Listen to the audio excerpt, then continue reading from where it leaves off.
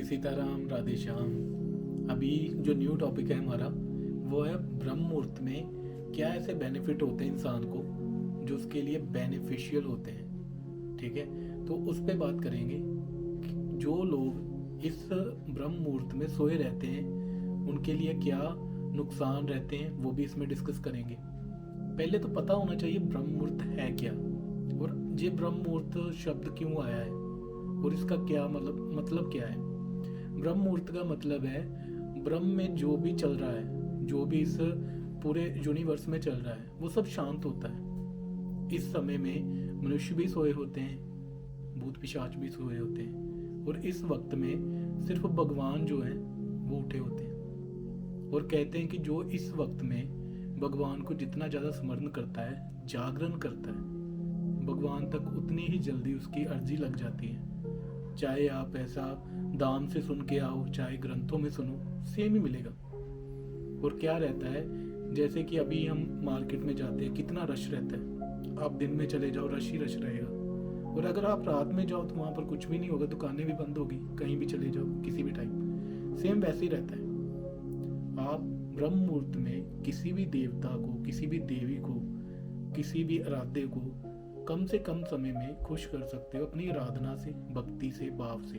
और मेडिटेशन के लिए सबसे उत्तम समय रहता है। ब्रह्म मुहूर्त में किए जाने वाले हर एक कार्य सिद्ध होते हैं, चाहे वो आप आध्यात्मिक सिद्धि के लिए कर रहे हो, मानसिक सिद्धि के लिए कर रहे हो, चाहे आप शारीरिक सिद्धि के लिए कर रहे हो। तो ब्रह्म मुहूर्त में जो भी समय रहता है, ठीक है, उसमें अगर आप उठते हो, उसमें आप अपना नित्य कर्म पाठ पूजा करते हो, ठीक है, तो सबसे ज़्यादा प्रसन्न भगवान उस पे होते हैं जो ग्रस्त जीवन में रह के भी इस नियम को फॉलो करता है। इस समय पे उठता है, स्नान करता है, भगवान की सेवा करता है, जप करता है, आराधना करता है। इसलिए ब्रह्म मुहूर्त का सबसे ज़्यादा बेनिफिट ग्रस्त बंदे को मिलता है जो कि शादीशुदा है, परिवार में रह रहा है। तो मैं आपसे प्रार्थना करता हूँ आप भी इस समय उठिए, ज़्यादा से ज़्यादा जागरण की तरफ ध्यान दीजिए। तो जो ब्रह्म मुहूर्त में समय रहता है वो सूर्योदय से 1.5 घंटे पहले का रहता है। तो आपको पता कैसे होगा कि सूर्योदय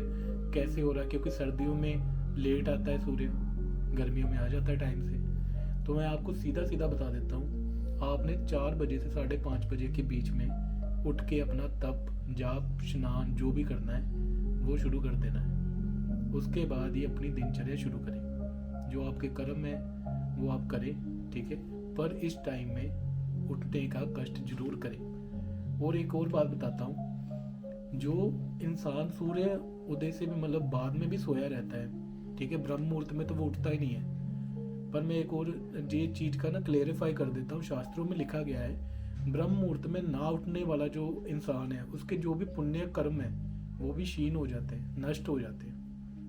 अब आप बोलोगे ऐसे तो फिर सबके कर्म नष्ट हो गए। और ये कर्मशीन वाला जो कंसेप्ट है मुझे भी समझ नहीं आया था जब तक मैंने पढ़ा नहीं था। तो जैसे काल सर्प जोग लग जाता है, ठीक है, मांगलिक दोष लगता है, नवग्रहों के दोष लगते हैं, वैसे ही ये भी दोष लगता है। और इसका जो सरल उपाय है शास्त्रों में लिखा गया है, ठीक है, एक पादकृक्ष नाम का व्रत है जो आपको करना पड़ेगा। उससे क्या रहेगा, जो भी आप ब्रह्म मुहूर्त में सोए रहते हो, ठीक है, उसका जो भी पाप आपको लग रहा है या लगेगा तो उसका निवारण इससे ही होगा, ठीक है। इसकी ज़्यादा डिटेल आपको लेनी है तो आपको शिव पुराण पढ़ना पड़ेगा या भागवत की शरण लेनी पड़ेगी, पर इसका यही निवारण रहेगा जो ब्रह्म मुहूर्त का है। अभी आपको समझ आया मैं क्यों कह रहा हूँ आपको कि ब्रह्म मुहूर्त में उठना क्यों फलदायक है और सोना क्यों हानिकारक है। ये इसके फायदे और नुकसान है। अभी आपने सोचना है कि आपने ब्रह्म मुहूर्त में उठ के भगवान का नाम जाप शुरू करना है या सोए रहना है। अभी आप सोच रहे होंगे कि ब्रह्म मुहूर्त में उठ के वो किया जाएगा, अगर ये पाप लग भी रहा है, हमारे कर्म क्षीण हो भी रहे हैं, तो हमारे कौन से केले के हो रहे हैं, सबके ही हो रहे हैं, आप यही सोचेंगे, ठीक है। पर मैं एक बात बताता हूँ, शास्त्रों में ये भी लिखा गया है कि जो बंदा ब्रह्म मुहूर्त में उठता है, ठीक है, उसके सारे कार्य सिद्ध होते हैं A to Z, ठीक है, बस वो मंशा गलत नहीं होनी चाहिए, बाकी सारे सिद्ध होते हैं। अभी आप सोचोगे ऐसा क्या हो जाता है ना। तो आपको बता देता हूँ, रोनी कोलमैन, ठीक है, बॉडी बिल्डर है, आपने उसकी वीडियो देखी होगी नेट पे, तो वो भी ब्रह्म मुहूर्त में उठ के अपनी एक्सरसाइज करता है। बाबा रामदेव देख लो, योगा क्लासेस देते हैं, ठीक है, इतना बड़ा एम्पायर खड़ा करा हुआ है, वो भी ब्रह्म मुहूर्त में उठे होते हैं। सेलिब्रिटी अक्षय कुमार, सबसे जाने माने हस्ती हैं, सब हर कोई जानता है उन्हें। और आपने उनकी जो भी मतलब कपिल शर्मा के शो में इंटरव्यू देखी होगी या टीवी पे लाइव इंटरव्यू देखी होगी, सभी एक ही बात बोलते हैं कि आप 7 बजे शाम को सो जाते हो, 4 बजे आप सुबह उठे होते हो।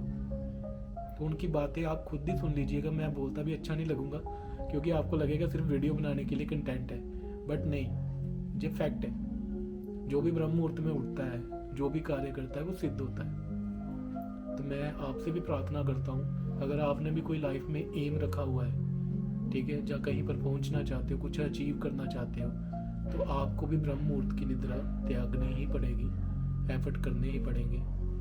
और एफर्ट चाहे वीडियो देख के शुरू कीजिए, चाहे अपना माइंड सेटअप करके कीजिए, पर आपको करना पड़ेगा।